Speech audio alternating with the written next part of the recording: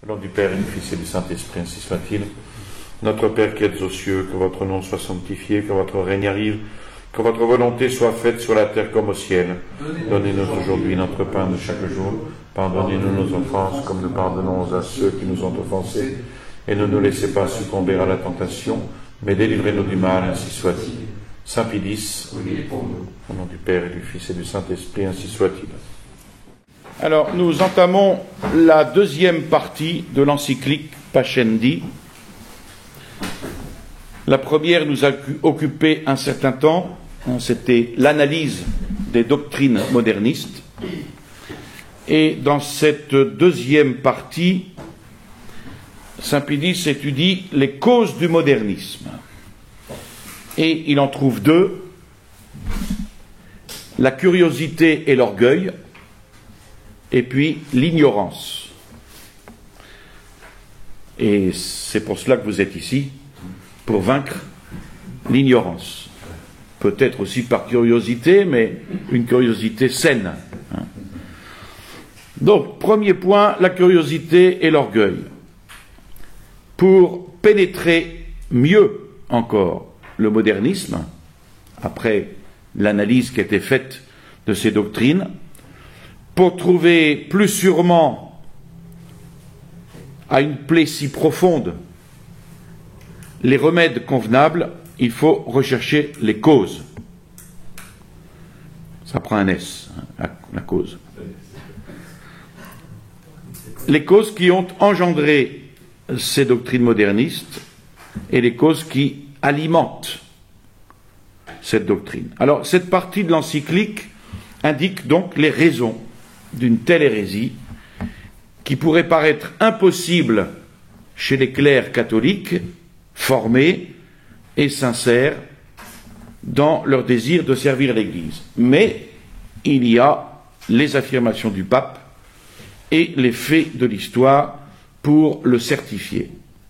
Donc, la cause prochaine et immédiate réside dans une perversion de l'esprit.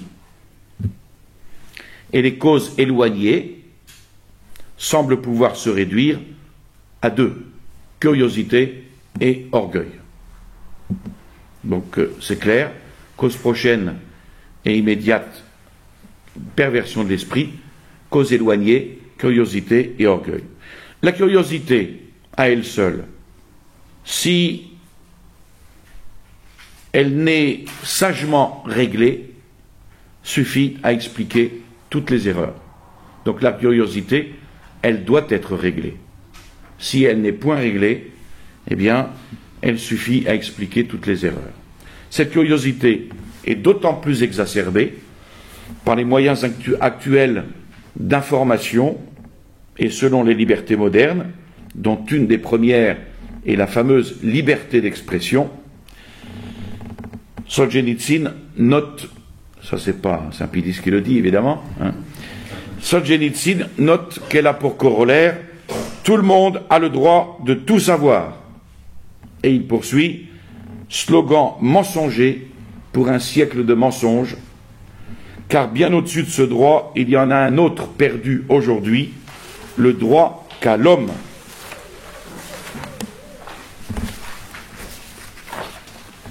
de ne pas savoir, de ne pas encombrer son âme créée par Dieu avec des ragots, des bavardages, des futilités.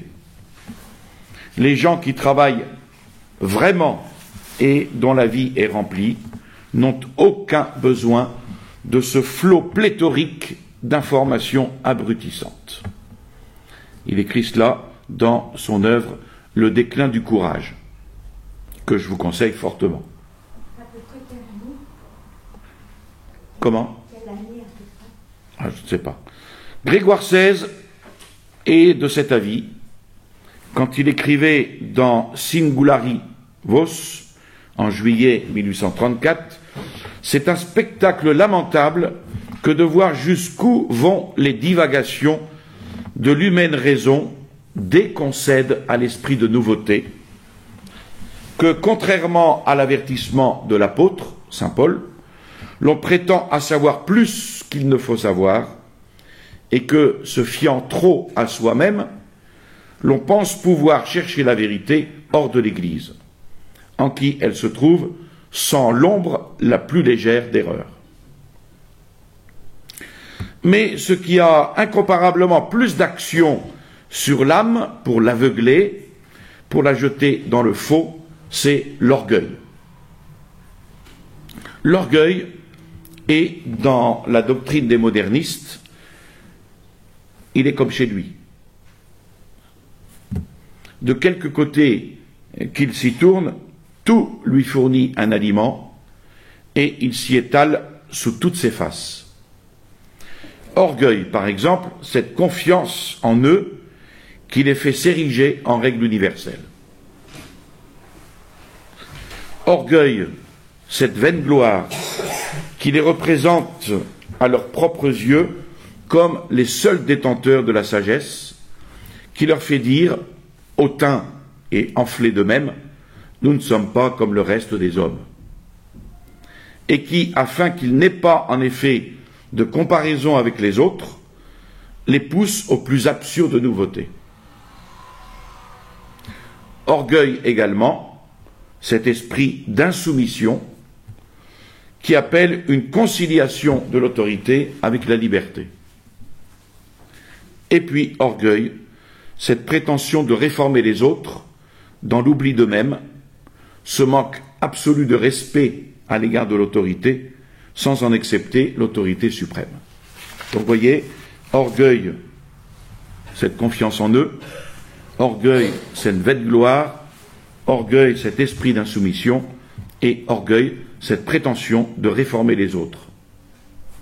Donc aucune route, dit saint Pie X, ne conduit plus droit ni plus vite au modernisme que l'orgueil. Qu'on nous donne un catholique laïque, qu'on nous donne un prêtre qui ait perdu de vue le précepte fondamental de la vie chrétienne, à savoir que nous devons nous renoncer nous-mêmes si nous voulons suivre Jésus-Christ, et qui n'ait pas arraché l'orgueil de son cœur, eh bien ce laïc, ce prêtre, est mûr, sont mûrs pour toutes les erreurs du modernisme. Il ne faut donc pas prendre à la légère les allusions nombreuses de saint Pie X sur les rapports entre le modernisme et l'orgueil. Parce que pour nous, catholiques, il y a une soumission foncière à la vérité. Tandis que pour le modernisme, non.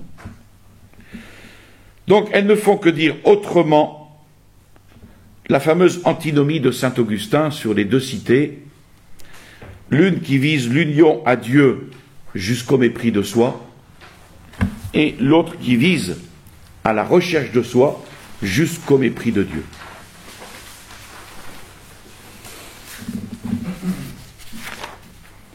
Le modernisme est donc bien l'antithèse du catholicisme. La personne humaine remplace Dieu. C'est ce qu'on a vu à la Sainte-Baume. Aujourd'hui, on a pris à Saint-Maximin un petit tract des annonces de la semaine. Le Christ s'est incarné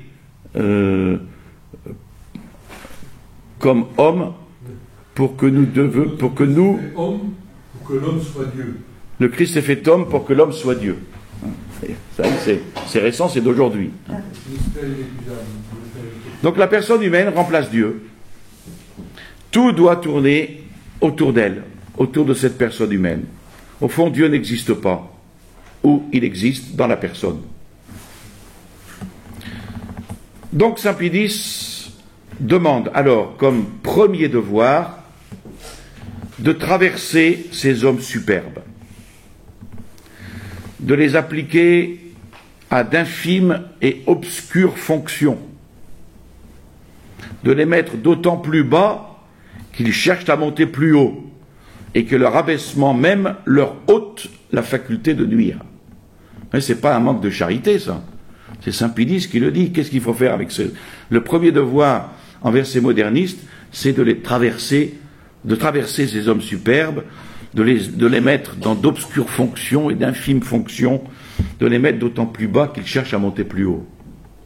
Et que leur abaissement même leur ôte la faculté de nuire. Ah, c'est clair.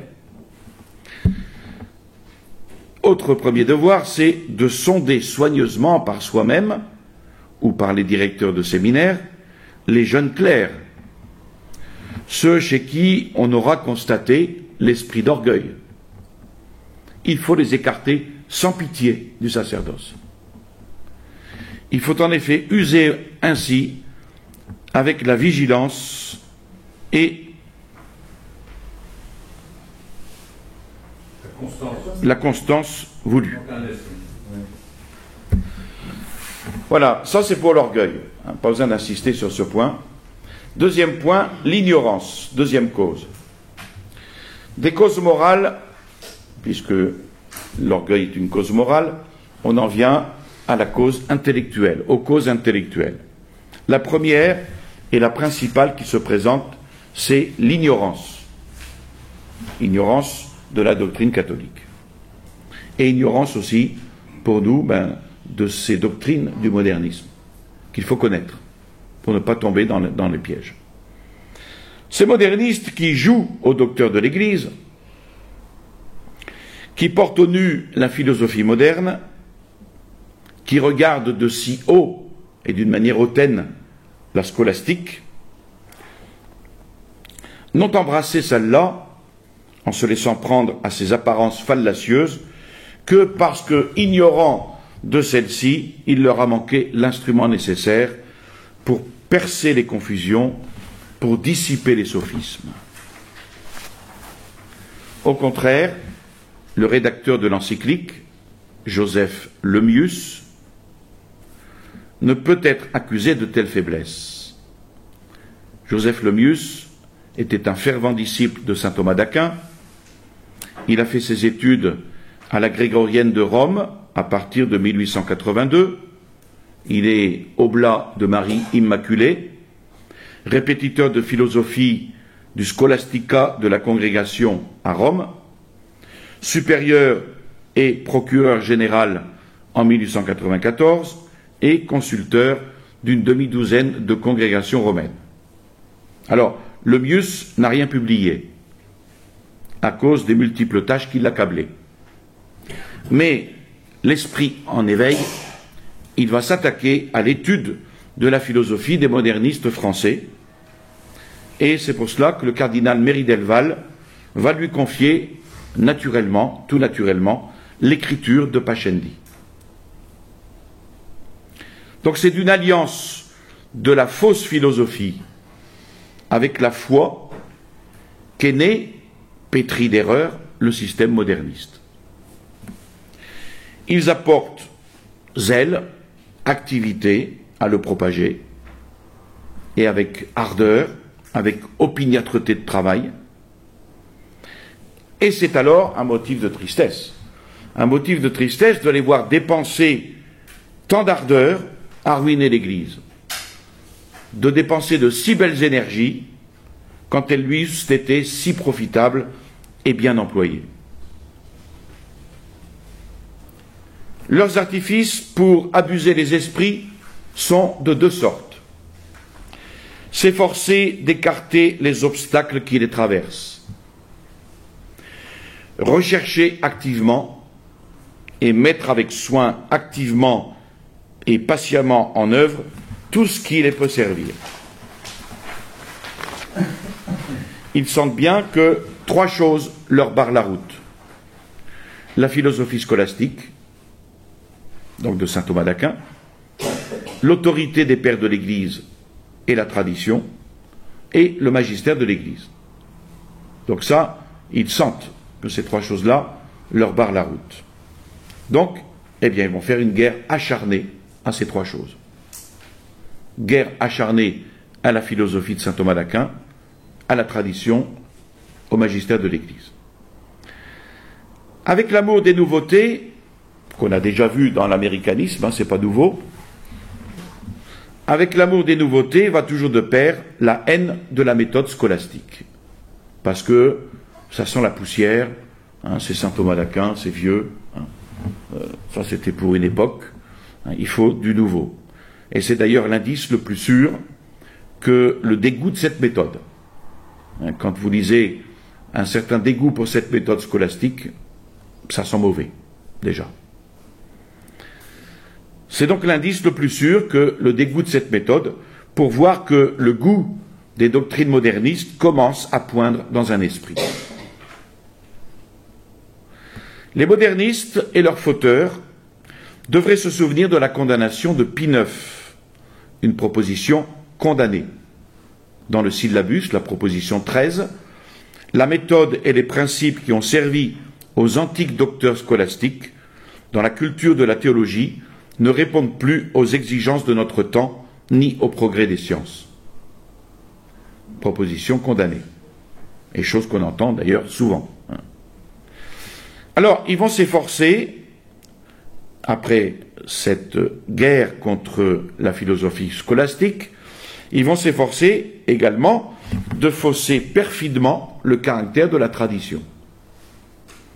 Ils vont s'efforcer de saper l'autorité de cette tradition, afin de lui ôter toute valeur. Mais le deuxième concile de Nicée, pour nous, fera toujours loi. Il fera toujours loi pour les catholiques. Il condamne ceux qui osent, sur les traces des hérétiques impies, mépriser les traditions ecclésiastiques, inventer quelques nouveautés et chercher avec malice ou astuce à renverser quoi que ce soit des légitimes traditions de l'Église catholique. Et là aussi fera loi la profession du 4e concile de Constantinople. C'est pourquoi Saint Pie X fait profession de conserver, de garder les règles qui ont été léguées à la Sainte Église catholique et apostolique. Règles qui ont été léguées soit par les apôtres et les saints, soit par les conciles orthodoxes, c'est-à-dire dans le sens d'orthodoxie de la foi, et même par chacun des interprètes divins et docteurs de l'Église. Donc la patristique, ce qu'on appelle la patristique, c'est l'étude des pères de l'Église, la patrologie.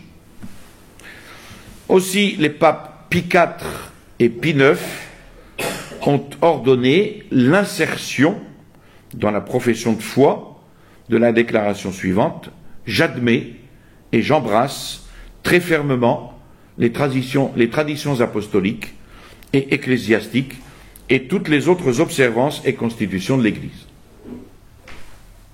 Profession de foi qui a été modifiée, évidemment, comme le serment moderniste, antimoderniste, qui a été supprimé par Paul VI. Ce serment antimoderniste que tout prêtre devait prononcer sous la foi du serment avant d'être ordonné prêtre. Alors, naturellement, les modernistes étendent aux saints pères, au pluriel, c'est-à-dire les pères de l'Église, ils étendent aux saints pères le jugement qu'ils font de la tradition. Et comme dit Saint Pie X, avec une audace inouïe, il les déclare personnellement dignes de toute vénération, ça c'est la pommade, mais d'ailleurs d'une ignorance incroyable en matière d'histoire et de critique, et qui ne peut être excusée que par le temps où ils vécurent. Enfin, il s'évertue à amoindrir le magistère ecclésiastique et à en affirmer l'autorité, soit en dénaturant sacrilègement l'origine, le caractère, les droits, soit en rééditant contre lui, le plus librement du monde, les calomnies des adversaires. Voilà la manière de critiquer et de mettre plus bas que terre le magistère ecclésiastique. Au clan moderniste s'applique ce que Léon XIII écrivait dans son motu proprio Ut Mysticum du 14 mars 1891, afin d'attirer le mépris et l'odieux sur l'épouse mystique du Christ, en qui est la vraie lumière. Les fils des ténèbres ont accoutumé de lui jeter à la face des peuples une calomnie perfide. Et renversant la notion et la valeur des choses et des mots, la représentent comme amie des ténèbres, fautrice d'ignorance, ennemie de la lumière de la science du progrès. Alors, après cela, il n'y a pas lieu de s'étonner si les modernistes poursuivent de toute leur malveillance, de toute leur acrimonie, les catholiques qui luttent vigoureusement pour l'Église. Il n'est sorte d'injures qui ne vomissent contre eux. Celle d'ignorance et celle d'entêtement est la préférée. S'agit-il d'un adversaire, par exemple, que son érudition et sa vigueur d'esprit rendent redoutable, ils chercheront à le réduire à l'impuissance en organisant autour de lui la conspiration du silence. Conduite d'autant plus blâmable que, dans le même temps, sans fin ni mesure, ils vont accabler d'éloges ceux qui se mettent de leur bord, qui se met de leur bord. Donc on organise la conspiration du silence envers ceux qui défendent la foi catholique. Quant aux hérétiques, eh bien, on les accable d'éloges. Un ouvrage paré, respirant la nouveauté par tous ses pores, il l'accueille avec des applaudissements et des cris d'admiration. Et ensuite, on aura le magasin de la Procure à Paris qui publiera toutes ses œuvres. Plus un auteur aura apporté d'audace à battre en brèche l'Antiquité, à saper la tradition et le magistère ecclésiastique, et plus il sera savant, et plus on le trouvera, ces ouvrages, dans les vitrines de nos librairies catholiques, dites catholiques. Enfin, s'il arrive que l'un d'entre eux soit frappé des condamnations de l'Église, les autres aussitôt de se presser autour de lui, de le combler d'éloges publics, de le vénérer presque comme un martyr de la vérité. Les jeunes, là-dedans, étourdis, troublés de tout ce fracas de louanges et d'injures, finissent par peur du qualificatif d'ignorant et par ambition du titre de savant, en même temps que sous l'aiguillon intérieur de la curiosité et de l'orgueil, finiront par céder au courant et se jeter dans le modernisme. Ici, cette analyse très courte est intéressante.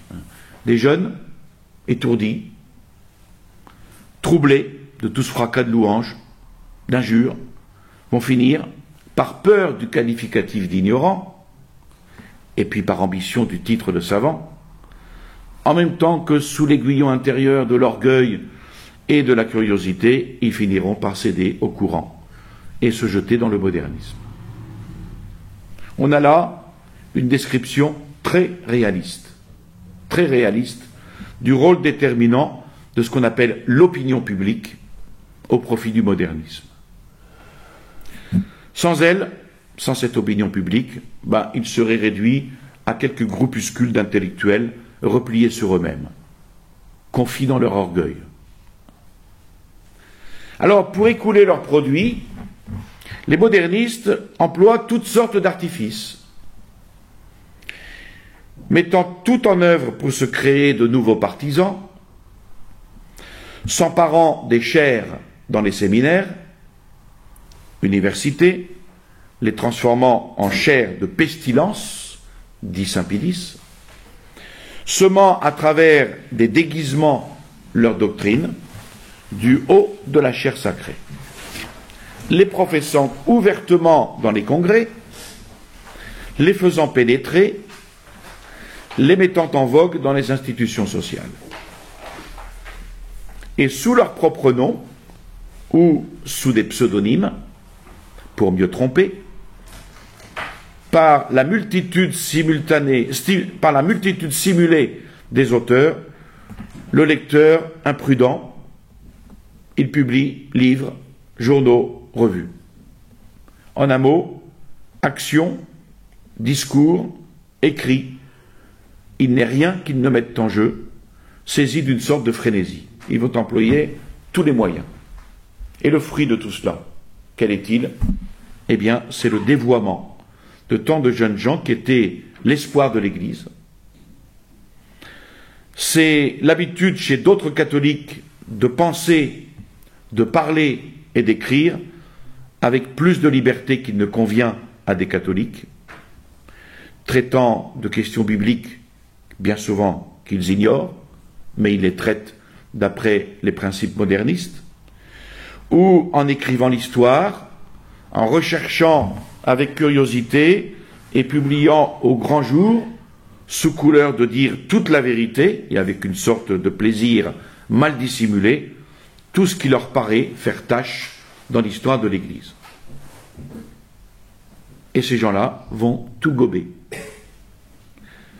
Dominés par certains a priori, ils détruisent autant qu'ils peuvent les pieuses traditions populaires, ils tournent en ridicule le culte des reliques,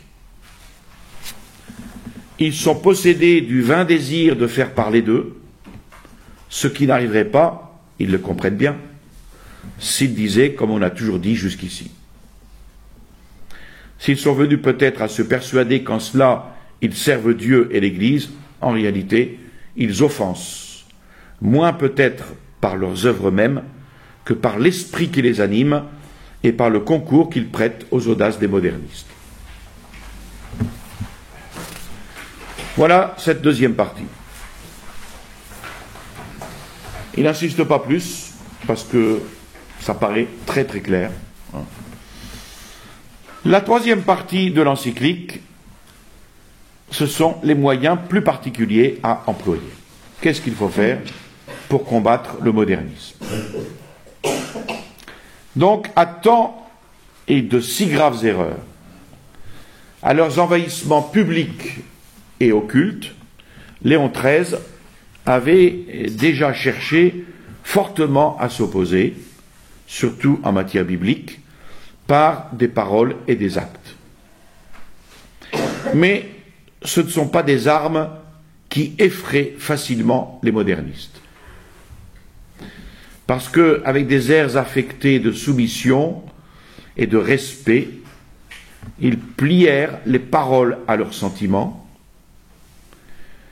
et les actes, ils rapportèrent les actes à tout autre qu'à eux-mêmes. Et le mal est allé s'aggravant de jour en jour. Et c'est pourquoi saint Pie X veut prendre, sans retard, des mesures plus efficaces et qu'il expose dans cette troisième partie. Donc il invite les évêques et les prêtres à ce qu'on ne puisse rien trouver à redire en matière si grave dans leur vigilance, leur zèle et leur fermeté. Alors d'abord, la philosophie de saint Thomas d'Aquin. Premier remède. Saint Pie X ordonne donc, c'est un ordre, que la philosophie scolastique soit mise à la base des sciences sacrées. Observons bien qu'il s'agit d'une erreur, le modernisme. Au niveau de la nature, c'est le fonctionnement de l'intelligence naturelle qui glisse. Et c'est tellement différent de la surnature qu'il est convenable que quelqu'un garde la foi tout en adhérant à cette erreur dans le domaine de la philosophie. Tant que l'Église n'a pas défini avec toute la force de son autorité divine ce qu'est cette erreur du phénoménisme agnostique, saint Pie X a commencé, mais il faut mettre les points sur les i, on n'est pas nécessairement hérétique à suivre ce système en philosophie. Ça, c'est une citation de Monseigneur Williamson.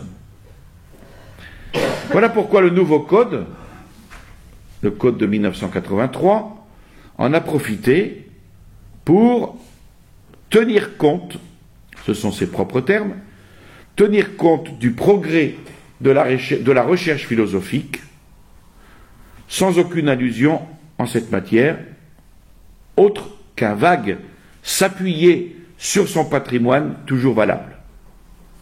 Vous voyez, bien sûr, le patrimoine de saint Thomas d'Aquin est toujours valable, mais il faut tenir compte du progrès de la recherche scientifique. Ça veut dire quoi?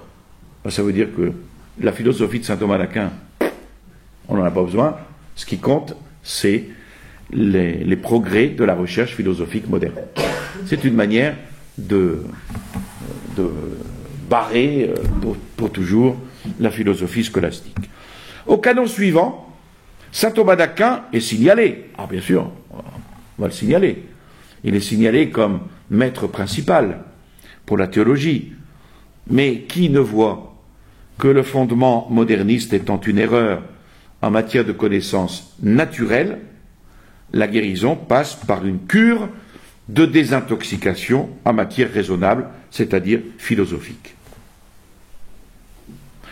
Et Léon XIII, dans l'encyclique que nous avons déjà étudiée, Aeterni Patris, dit ceci: il va sans dire que s'il se rencontre quelque chose chez les docteurs scolastiques que l'on puisse regarder comme excès de subtilité, ou qui ne cadre pas avec les découvertes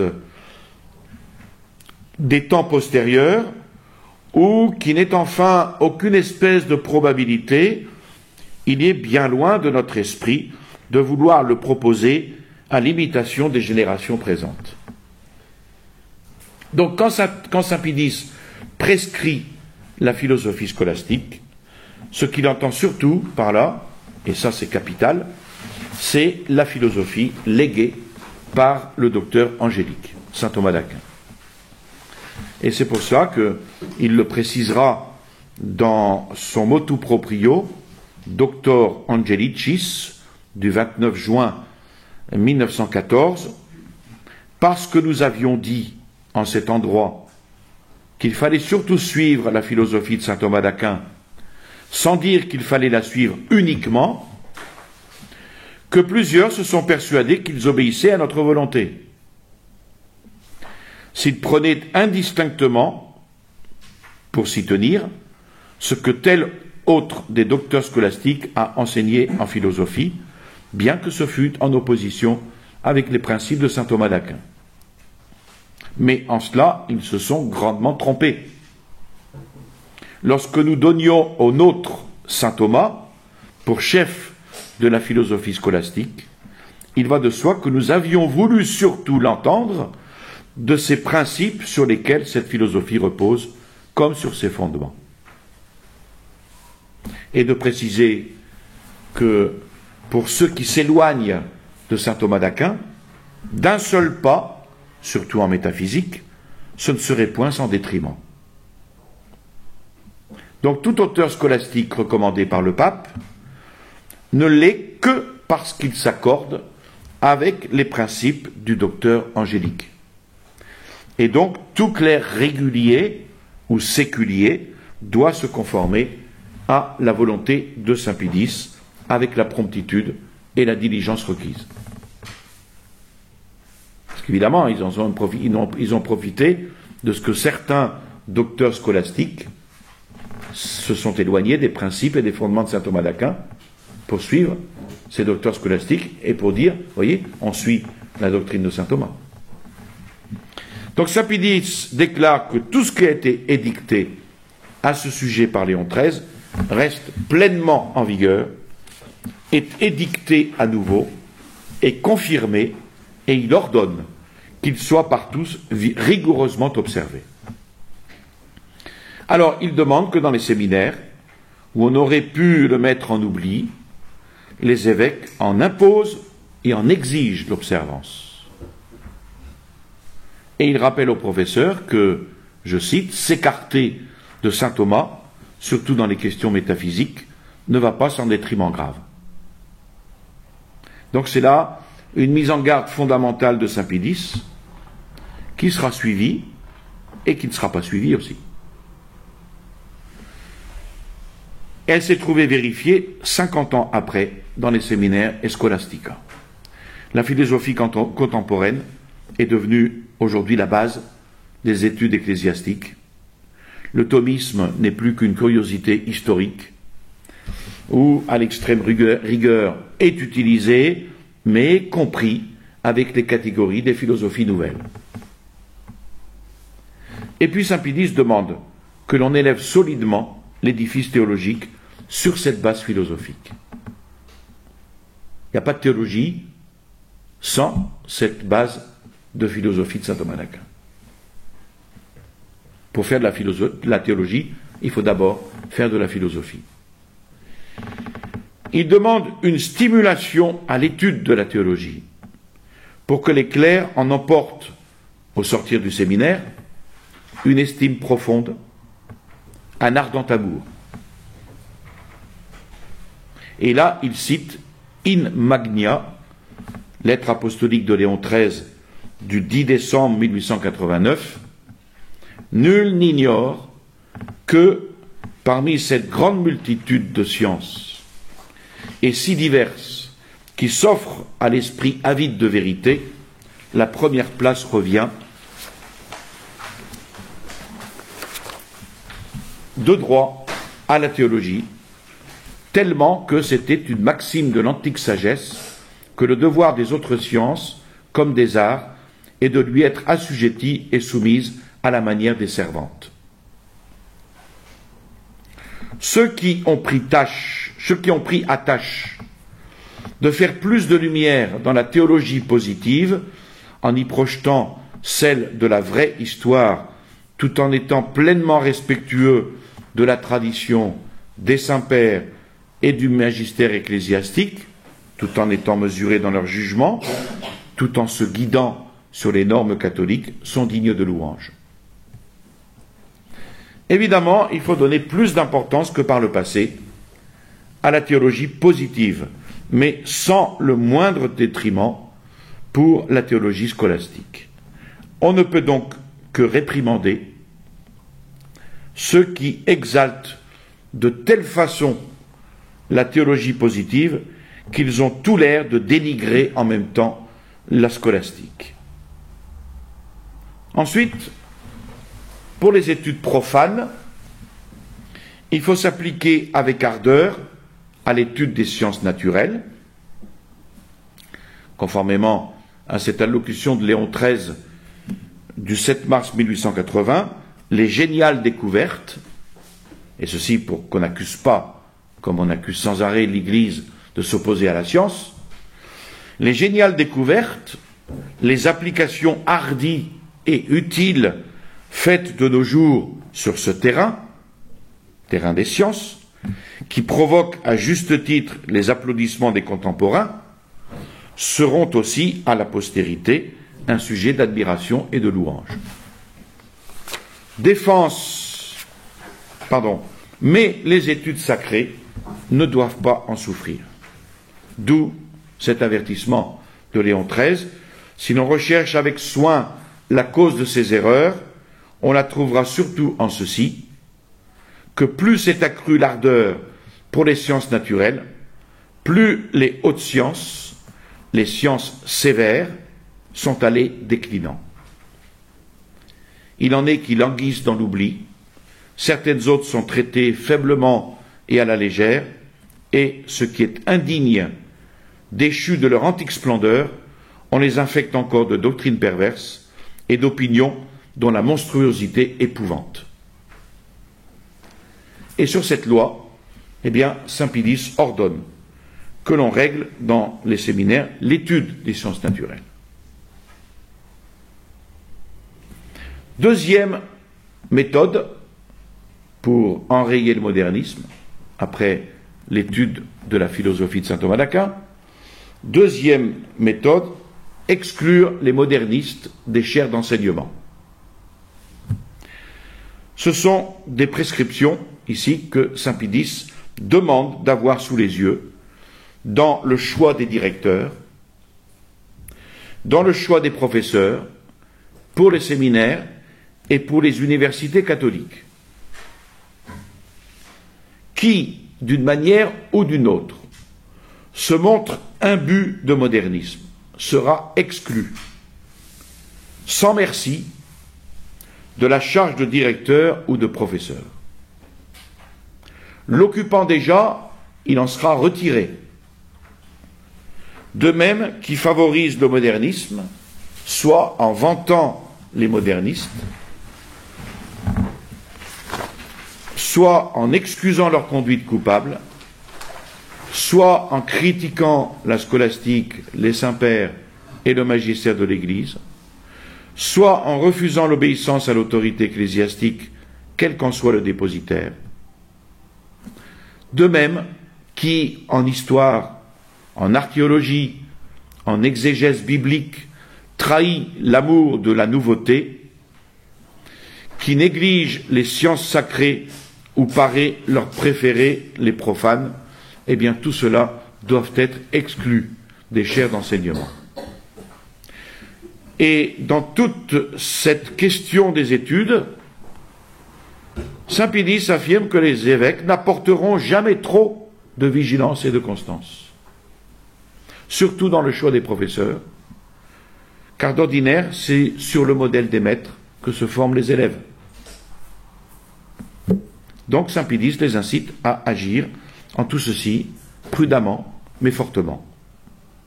Et puis il demande ensuite qu'on procède avec la même vigilance, avec la même sévérité, à l'examen et au choix des candidats aux saints ordres. Loin, bien loin du sacerdoce, l'esprit de nouveauté. Dieu hait les superbes et les opiniâtres. Que le doctorat en théologie et en droit canonique ne soit plus conféré désormais à quiconque n'aura pas suivi le cours régulier de philosophie scolastique. Conféré, qu'il soit tenu pour nul et de nulle valeur.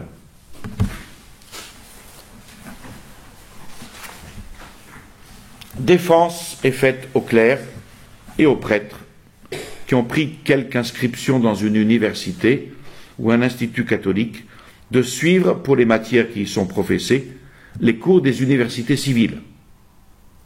C'est désormais interdit. Voilà, deuxième moyen. Troisième moyen, interdiction des ouvrages modernistes, qu'on pourrait appeler l'index. Donc saint Pie rappelle aux évêques le devoir d'empêcher la publication d'œuvres de propagateurs du modernisme, d'interdire leur lecture si elles sont publiées. Livres, journaux, revues de cette nature ne doivent pas être laissés aux mains des élèves dans les séminaires, les universités, car ils ne sont pas moins pernicieux que les écrits contre les bonnes mœurs, et même ils sont davantage pernicieux, car ils empoisonnent la vie chrétienne dans sa source. Il n'y a pas à juger autrement certains ouvrages publiés par des catholiques, hommes dont on ne peut suspecter l'esprit, mais qui, dépourvus de connaissances théologiques, imbus de philosophie moderne, s'évertuent à concilier celle-ci avec la foi et à l'utiliser soi-disant au profit de la foi, alors que finalement, elles ne font, ces œuvres, que détruire la foi. Lus, ces œuvres, de confiance à cause du nom et du bon renom des auteurs, ils ont pour effet, et c'est ce qui les rend les plus dangereux, de faire glisser lentement vers le modernisme. Alors on va mettre des noms d'auteurs en exergue. Saint Pie demande aux évêques donc de tout faire pour bannir de leur diocèse tout livre pernicieux, recourant pour cela, s'il est besoin, à l'interdiction solennelle. Et il affirme que le Saint-Siège lui-même ne néglige rien pour faire disparaître les écrits de cette nature, même si le nombre des ouvrages est tel que les censurer tous est au-dessus de ses forces. La conséquence, c'est que le remède vient parfois trop tard, alors que le mal a déjà fait ses ravages. Et c'est pour cela que saint Pie invite les évêques à mépriser toute crainte humaine, à fouler aux pieds toute prudence de la chair, c'est cette prudence humaine, sans égard aux criailleries des méchants. Il les invite à prendre suavement, sans doute, mais fortement, leur part de responsabilité, se souvenant des prescriptions de Léon XIII dans la Constitution apostolique Officiorum, que les ordinaires s'efforcent de proscrire les livres et autres écrits mauvais, publiés ou répandus dans leur diocèse, et de les arracher des mains des fidèles. C'est un droit qui est conféré dans ces paroles, mais aussi un devoir qui est imposé. Et saint Pie ajoute que nul ne doit penser avoir satisfait aux obligations de sa charge si, ayant fait retirer un ou deux ouvrages, il laisse les autres en grand nombre se répandre et circuler. Non, c'est tout. Et il invite les évêques, encore une fois, à ne pas se laisser arrêter au fait que l'auteur a pu d'ailleurs obtenir l'imprimature. L'imprimature, c'est l'autorisation d'émettre un écrit. Ça veut dire que quand on voit sur un livre imprimature, on sait qu'il est passé entre les mains d'un censeur ecclésiastique. Donc on est rassuré. Et même à cette époque, évidemment, ce qui mettait l'imprimature était un but de modernisme. Donc c'est pour ça qu'il dit, il ne faut pas s'arrêter à cela. C'est pas parce que l'auteur a mis l'imprimature, cette imprimature, dit-il, peut être apocryphe, il a pu être accordé sur examen inattentif, ou encore pas trop de bienveillance ou trop de confiance à l'égard de l'auteur. Et pourquoi pas, moyennant quelques royalties. Il ne le dit pas, mais ça doit certainement arriver. Ce qui arrive peut-être quelquefois dans les ordres religieux. Puis, le même aliment ne convient pas à tous. De même, un livre inoffensif dans un endroit peut au contraire, à raison des circonstances, être fort nuisible dans un autre endroit. Donc si l'évêque, après avoir pris l'avis d'homme prudent, juge nécessaire de censurer dans son diocèse quelques livres de ce genre, qu'il le fasse. Et le pape Saint Pie X lui en donne la faculté, lui impose même l'obligation de le faire, avec prudence, certes, mais en restreignant la prohibition, si cela suffit, au clergé. Restriction en tout cas que ne prendront jamais pour eux les libraires, dont c'est le devoir de retirer purement et simplement de la vente les ouvrages condamnés par l'évêque. Les évêques doivent veiller à ce que l'amour du lucre, de l'argent, n'entraîne pas les libraires à trafiquer de produits délétères. Évidemment, je veux que ma librairie, elle marche, donc je vais vendre n'importe quoi. Si les libraires refusent obéissance, les évêques, après monition, ne doivent pas hésiter à les priver du titre de librairie catholique. Et à plus forte raison, de libraires épiscopaux, s'ils en ont été gratifiés. Et puis, saint Pie X rappelle l'article 26 de la Constitution Officiorum, ceux qui ont obtenu la faculté de lire et retenir les livres prohibés n'ont pas pour cela le droit de lire et de retenir livres ou journaux interdits par l'ordinaire. Quatrième moyen, c'est le permis d'impression et les censeurs. Nous verrons ça la prochaine fois. Je vous salue Marie, pleine de grâce, le Seigneur est avec vous. Vous êtes bénie entre toutes les femmes, et Jésus, le fruit de vos entrailles, est béni. Sainte Marie, Mère de Dieu, priez pour nous pauvres pécheurs, maintenant et à l'heure de notre mort, ainsi soit-il. Au nom du Père et du Fils et du Saint-Esprit, ainsi soit-il.